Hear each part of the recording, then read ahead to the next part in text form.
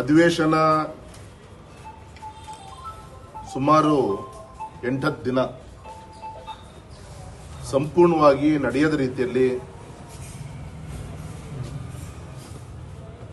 UPA ಒಂದು ಪಕ್ಷದ ಎಲ್ಲ ನಾಯಕರು, ಅದರಲ್ಲೂ ವಿಶೇಷವಾಗಿ ಕಾಂಗ್ರೆಸ್ಸಿನ ಸಂಸತ್ ಸದಸ್ಯರ ಒಂದು ಪ್ರತಿಭಟನೆಯಿಂದ ಸಂಪೂರ್ಣವಾಗಿ ಸಮಯ ಹಾಳಾಗಿದೆ.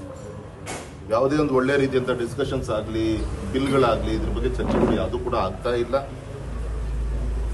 ಹೋದ್ವಾರ ಸಂಪೂರ್ಣವಾಗಿ ಮತ್ತೆ ಇವತ್ತಿನ ಎರಡು ದಿನ ಕೂಡ ಪೂರ್ತಿಗಳ ಸಮಯನ ವೇಸ್ಟ್ ಆಗಿದೆ. ಈ ಸಂದರ್ಭ ಇಷ್ಟು ಮಾತ್ರ ಹೇಳ್ತೀನಿ, ಕಾನ್ಸ್ಟಿಟ್ಯೂಷನ್ ರಚನೆಯಾಗಿ ಸುಮಾರು 75 ವರ್ಷಗಳಾಯಿತು.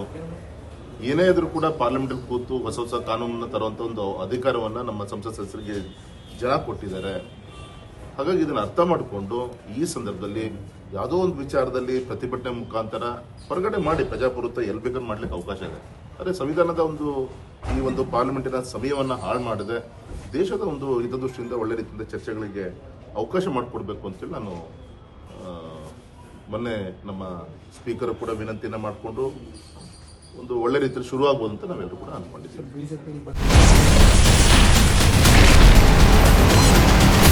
Ashwavega English News. Coming soon. Your channel, your voice, your trust.